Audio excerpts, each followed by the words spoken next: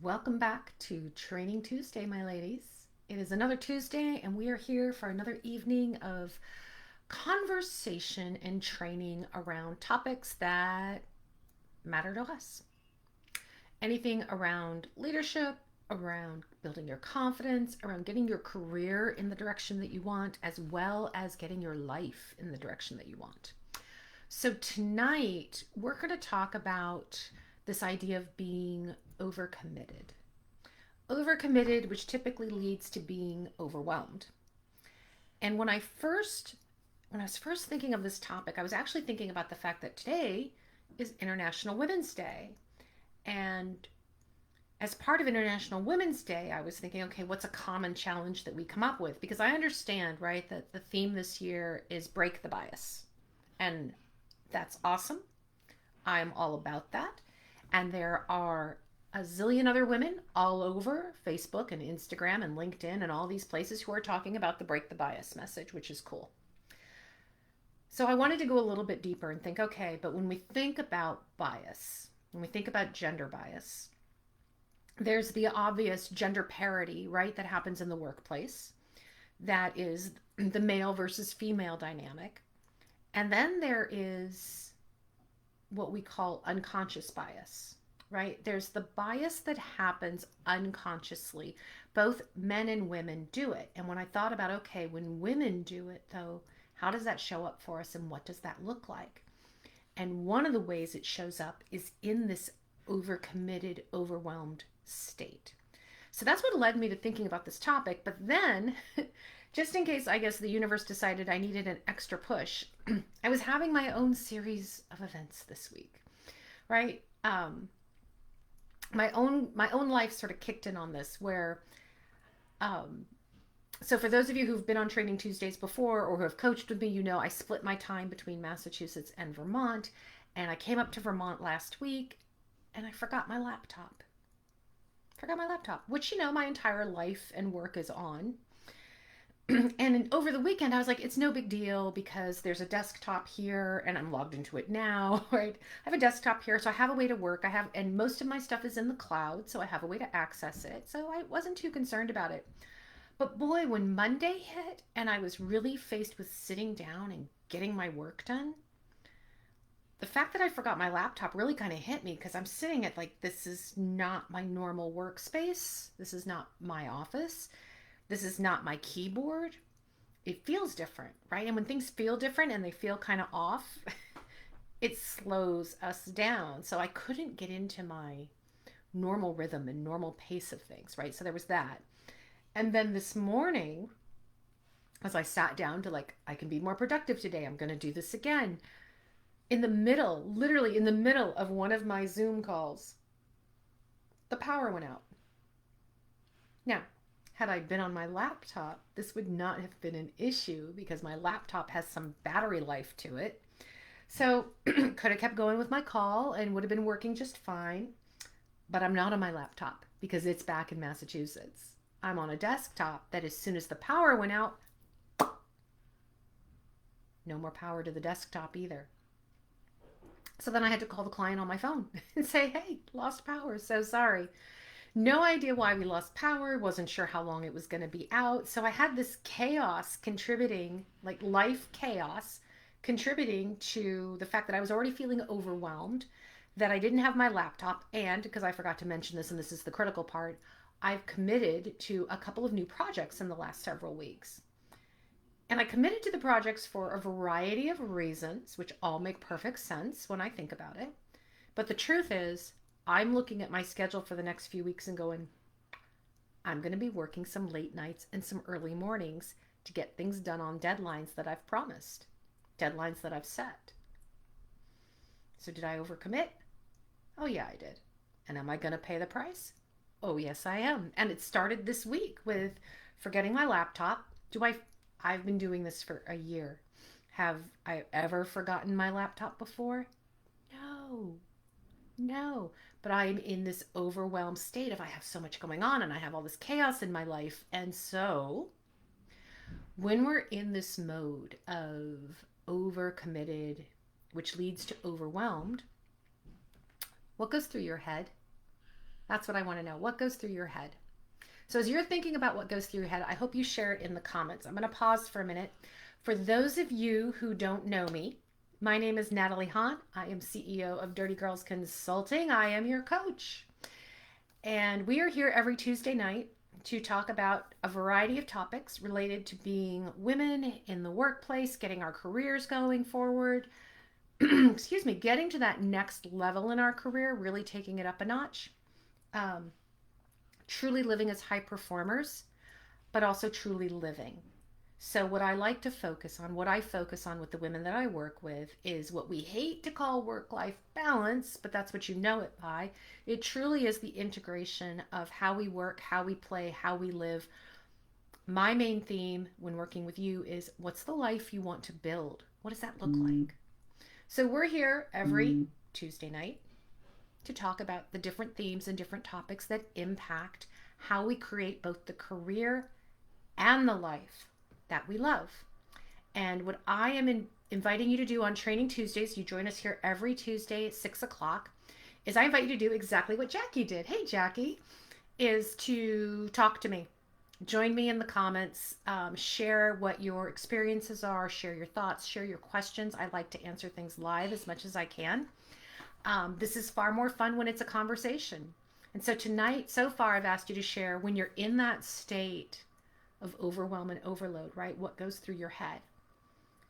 Yeah, Jackie, it's time to step away for 5 minutes. Right. So if any of you saw the video I did yesterday where I was in that moment of, I don't have my laptop and I've been sitting here trying to work in this office that is not mine, with not my stuff, not my screen, like this whole monitor, everything is different. Everything is different.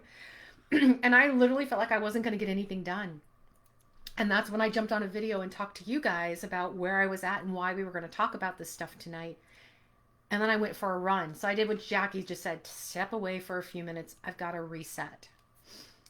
Joyce says, what did I get myself into? How did I get into this mess? How did I get here? But you started with the right one first, which is, what did I get myself into? And Sue says, you can't do this. How could you let this happen? You are not good enough.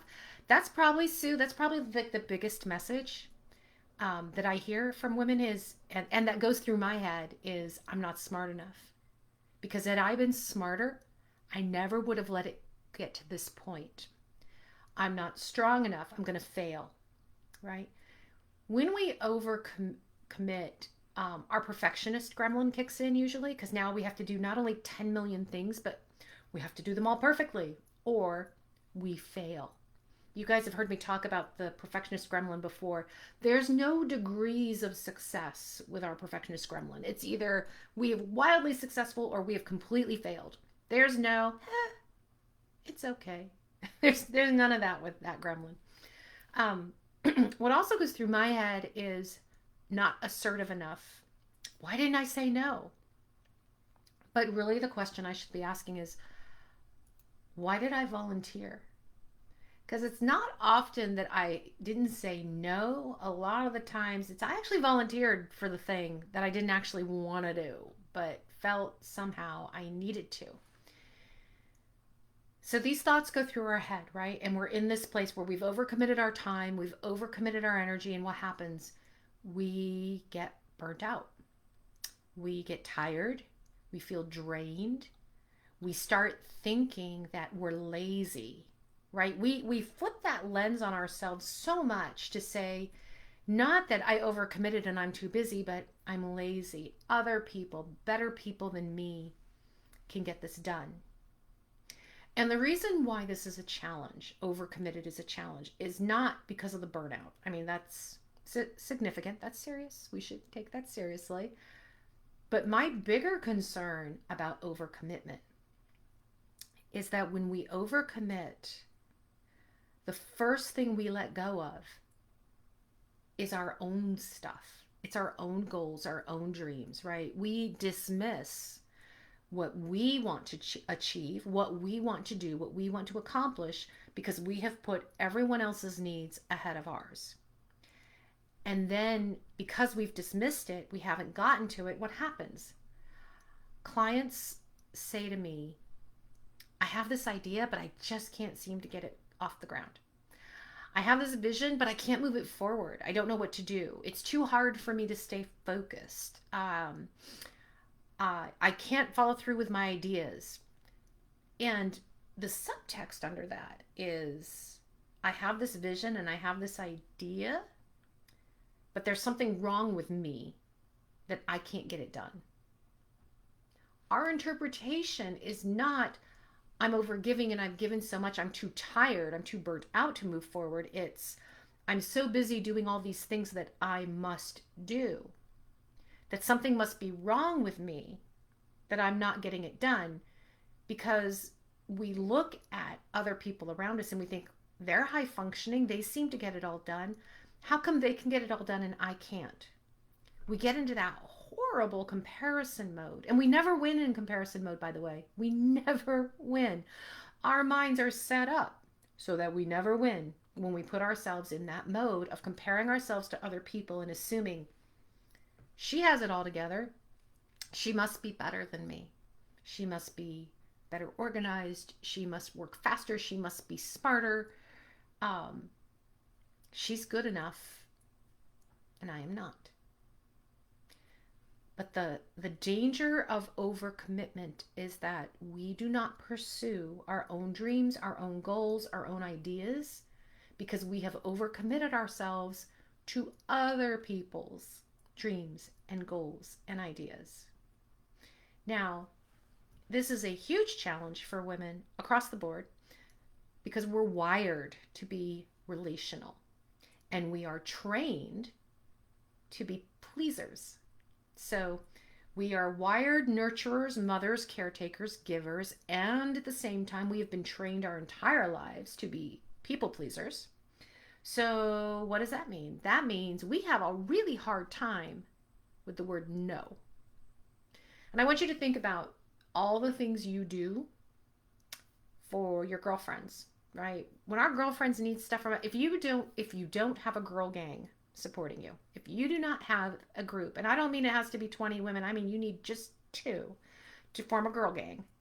But if you don't have a girl gang supporting you and cheering you on, and those are the women you go to when something goes sideways in life, then priority number 1 is go get one. Go get one.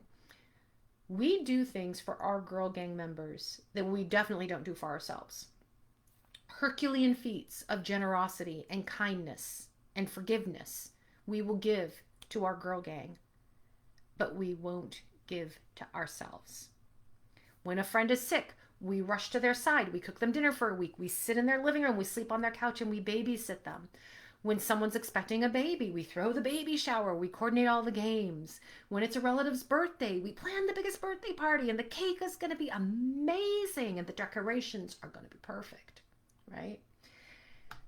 We go overboard even in our giving to make sure that our friends are happy, our family is happy, right? The people in our circle are happy. And we hold on to this thought that one day,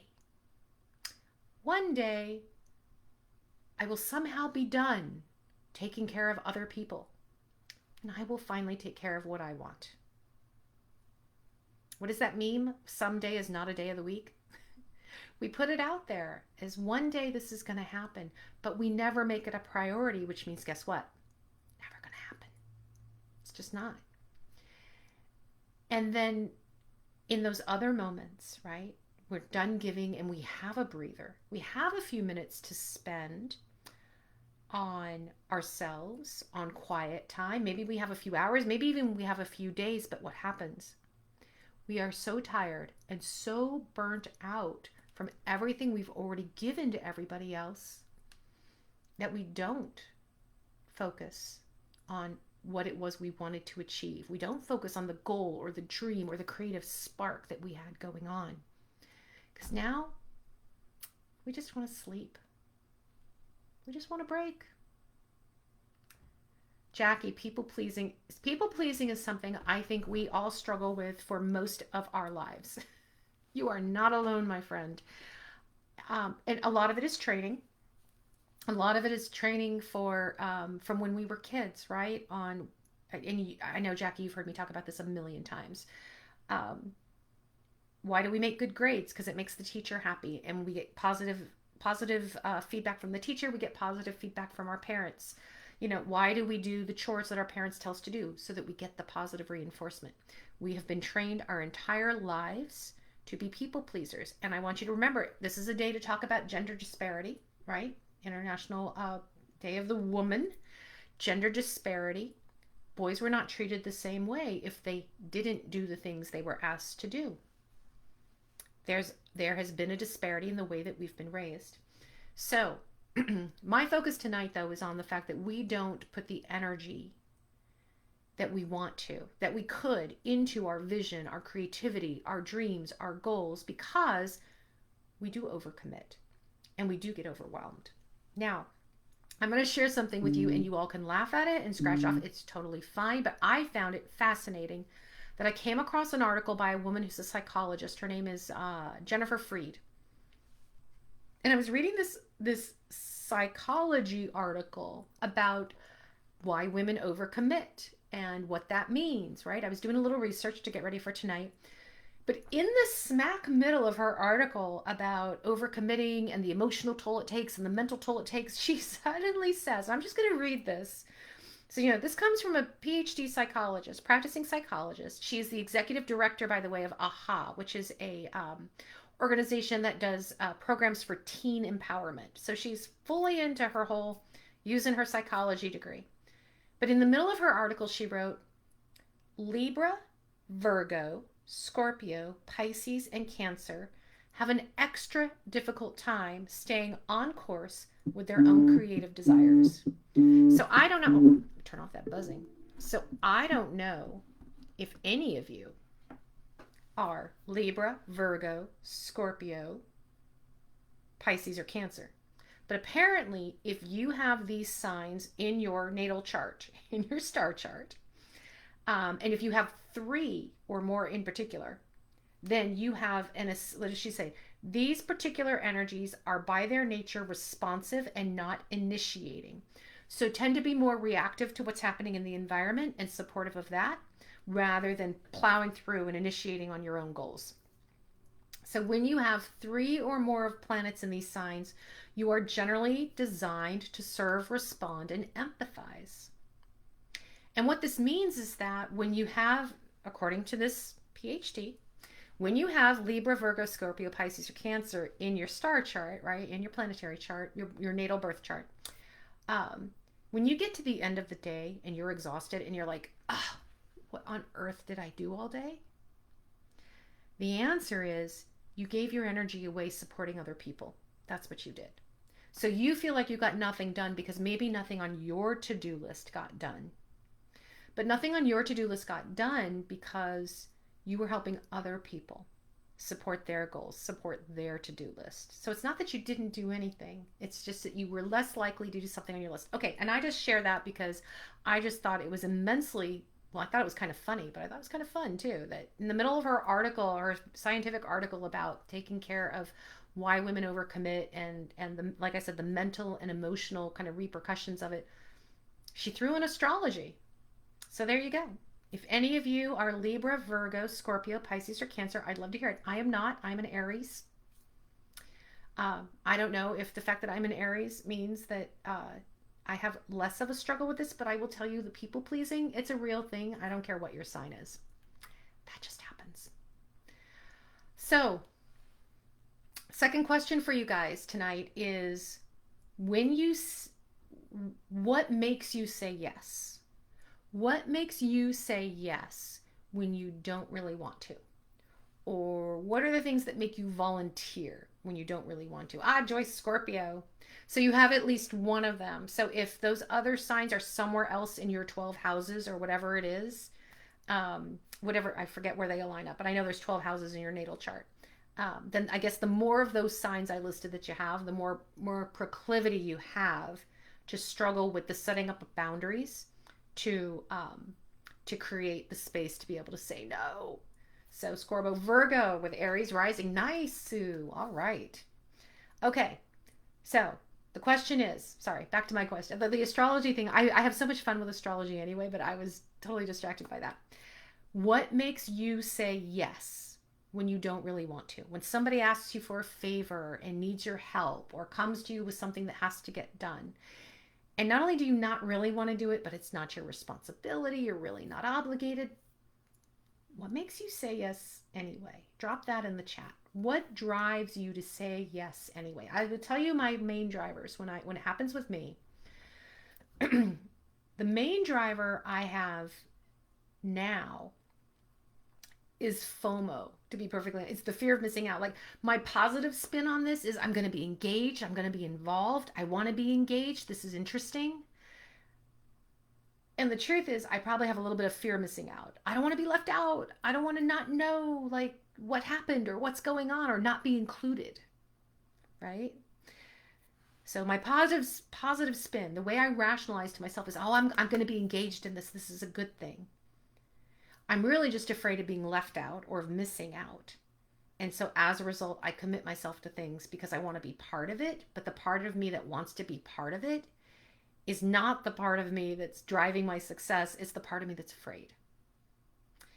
My positive spin, another positive spin, is I say, I want to be helpful. I'm going to help them. They could really use help. But what I'm really saying, the reality behind that is, I want to be liked. If I'm seen as helpful, maybe they'll like me. Maybe they'll think well of me. So Sue, don't want to disappoint someone else. Yeah, exactly. If we disappoint someone else, they might not like us, right? Same as me. I want to be helpful so that I'm liked. Don't want to disappoint so that they like you, so that we're buoying them up. And if they feel good, then we feel good. We may not want to disappoint because we're worried about the emotional repercussions. Maybe they'll put a guilt trip on us, right? Maybe we'll take that on. Not confident in saying no, because saying no is hard and we're not trained to do it. We've never been trained to say no. When we say no, right? When a woman says no, what happens? We get branded in a way of being selfish, of being aggressive, of being bossy, right? We get branded in a way that men don't when we say no. Choice. They want me to participate, so they like me. Right. I was invited to do this, so they must like me. So now I have to. I'm obligated because they like me. And so they're expecting something of me. And I don't want to let go of that, right? Of that expectation. I want to meet that expectation so that I continue to be liked and I continue to be a good person. In the past, in particular at work, when I said yes, it was the positive spin was, I'm going to help the team. I'm supporting the team. But my true motivation was, I'm going to get noticed because I'm going to get that promotion. I'm going to get that raise. I'm going to get that praise, but I'm going to be noticed, right? It was a little self-serving.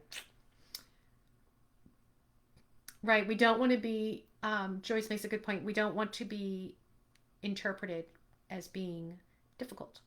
We say no, then we're being difficult. Sometimes when I was pushed, it was because I had a fear that if I didn't do what they wanted me to do, if I didn't take that call at 8 at night, if I didn't answer my phone or that text message at 7 in the morning, would I get fired? Right? Would they talk about me? Would I build a reputation, to Joyce's point, of being difficult, not a team player, not being engaged or committed? So we do a lot of things just to meet the false expectations that either we set up or we think others put on us.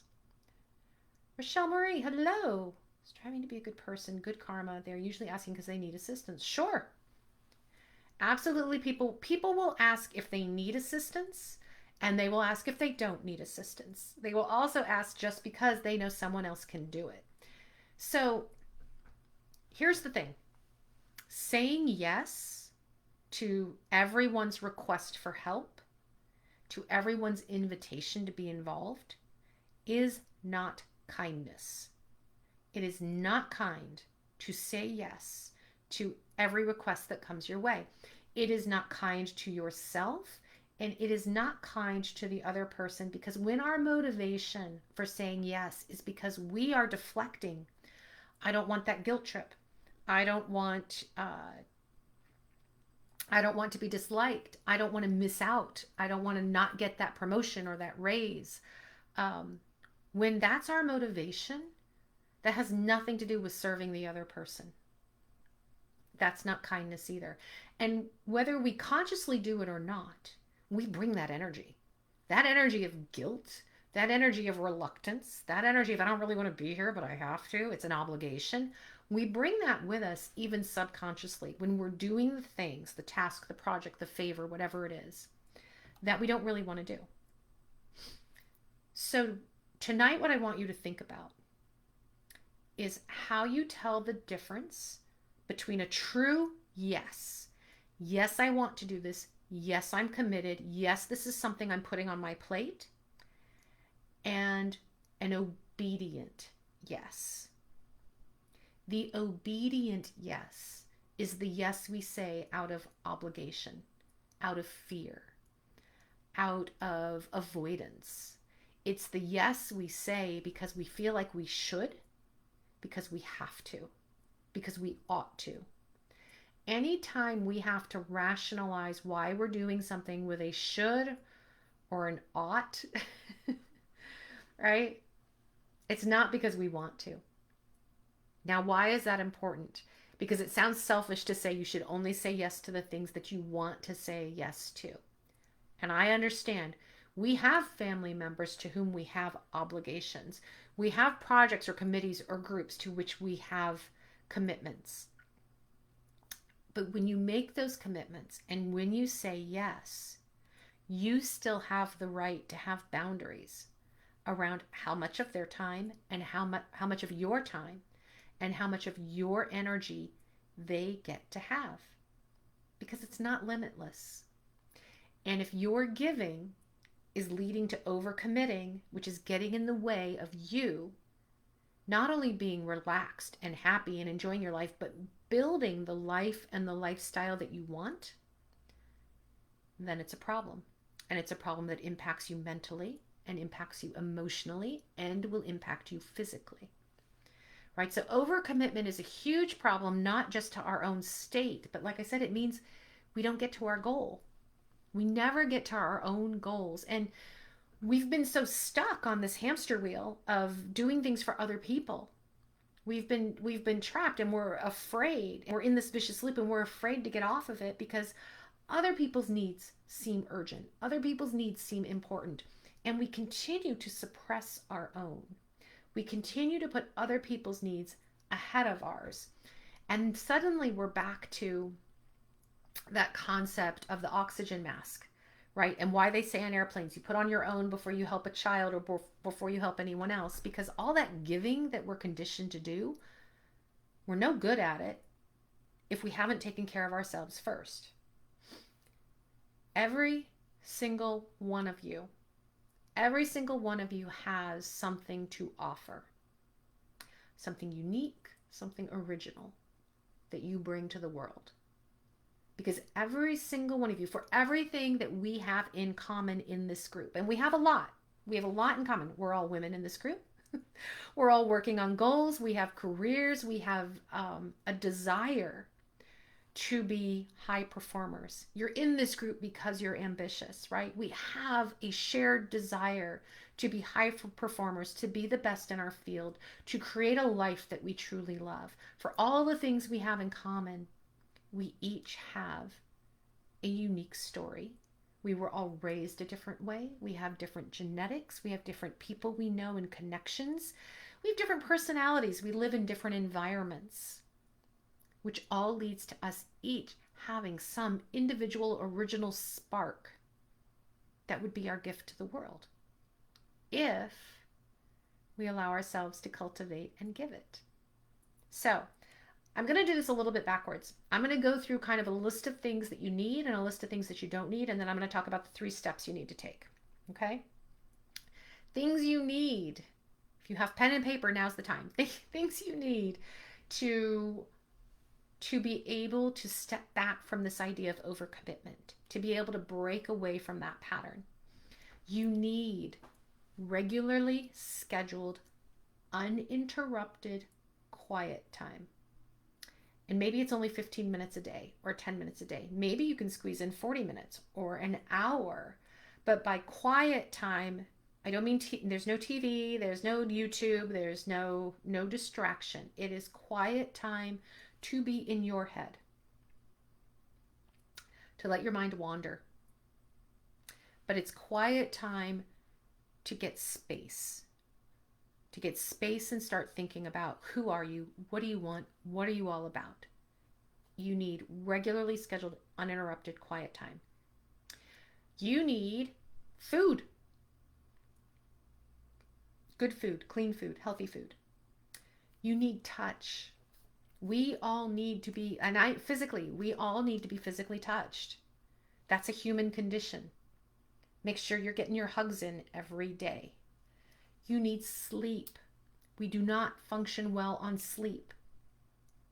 I once had a therapist say to my son, who was struggling with anxiety and depression, I can't even diagnose you until we get you on a proper sleep schedule, because he had a terrible sleep schedule. He says, until you are sleeping regularly, eating regularly, and exercising regularly, I don't even know anything else that's going on with you because your 3 basic functions are out of whack. We need it too. We don't have to be anxiety-ridden, depressed teenagers. We're full-grown women, and we need those 3 things as well. You need good food, you need good sleep, you need to move your body. And I'm not talking about a hardcore, you need to do a 90-minute HIIT workout, right? I mean, just move. Get the blood flowing. Connect the mind and the heart and the body, because we are one unit and we are meant to be connected. And the more connected we are, the more we can tell what's actually going on with us. The more self-aware we are about what's happening with us and the choices we're making. Okay, we need consistent acknowledgement from other people that we are loved, that we are supported, and that we are cared for. And I know that everything you read out there and everything you hear, and you will hear it from me too, right, is that we have to have our own self-love. It comes from within. And it does. It comes from within. But we're human beings. We are creatures in connection and community. We need it from other people too. Remember that girl gang I talked about? Go find yours.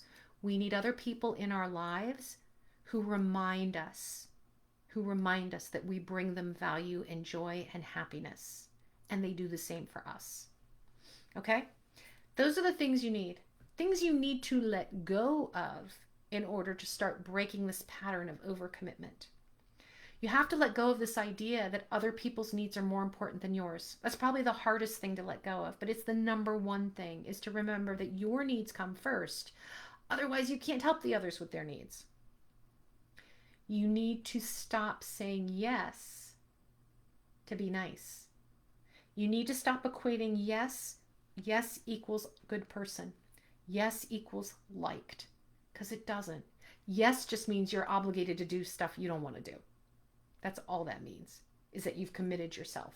And it may have no actual value to you, and it may not even be that important to the other person. You have to stop avoiding time in your own head. So remember, the first thing I said was you need quiet time. Oftentimes we keep ourselves very, very busy so that we don't have time to be in our own head. We have to stop avoiding that. Getting to know yourself and getting to know your own head is one of the most important things you can do for yourself.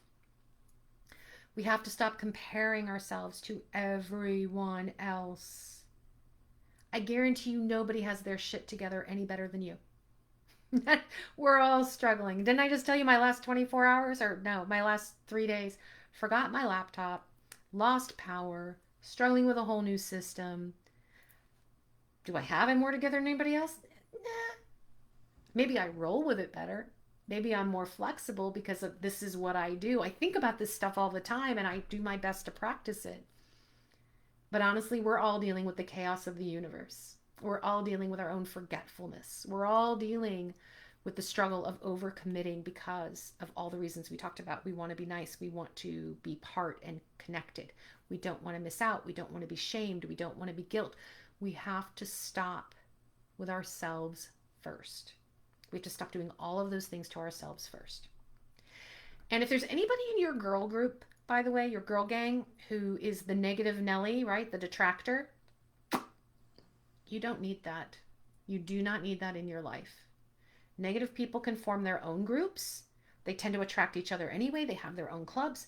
Fine. Do not join that club. Go find the club that is all about celebrating you and what you bring to the table and who you are. Because here's the thing. As you're thinking about that creative spark you have, as you're thinking about that goal that you haven't quite made progress on, as you're thinking about that dream you have that you know is possible and you can't seem to let go of it, and yet you can't seem to make progress. As you think about that, the disciplined action that you need to take to achieve your goals, to develop that creative spark, to make things happen, that discipline comes from the joy of being tied to something that is both you and bigger than you. What do I mean by that? I mean the discipline to achieve those things, the discipline to achieve the great things we want to achieve, whatever that means to you. It comes from knowing what your goal is in the first place and being connected to that. It comes from being clear, having clarity on your goals. Once you have clarity on your goals, now you know what you're shooting for. So here's what I want you to do. Those are my list of things you need and you don't need. Here are the 3 steps. There's really 4, but here are the 3 steps you need to take. First of all is 1, get clear on your goals. What is the life you want to have? What is the career you want to have? What are the goals? Even just list 2 or 3 key goals you want to achieve next week, next month, next year, but write them down and make them real. What are those? Big, small, doesn't matter. What are your goals? But you need to be clear on what it is you want. That's step 1. Step 2, I want you to track all your activities for 7 days. And if you're already using an online calendar, whatever, fine. Book everything in the online calendar. You take a lunch break for 20 minutes, you book your lunch break. Every meeting, every phone call, how you are spending your time, because the way you spend your time is 100% your choice. You choose what to do with your time. Track it all. I don't care whether you do it on a random piece of paper. I don't care if you do it on a Post-it note or if you do it online. Don't get caught up in you need the perfect tool for this. You don't. What you need to do is have awareness about how you're spending your time. 7 days, every day, track your activities. Because on day 8, you're going to look at that calendar of activities and you're going to say, how many of these things are aligned with my goals? Goals that I outlined in step 1. Now that I'm 8 days later, how many things have I done this week that directly tie to me getting closer to my goals? And highlight them. And then I want you to look at all the things you're doing that are not tied to your goals.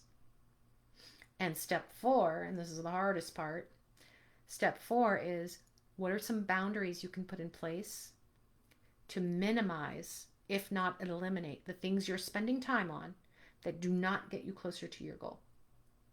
Okay, so get clear. One, figure out which finger I'm using. 1, get clarity on your goals.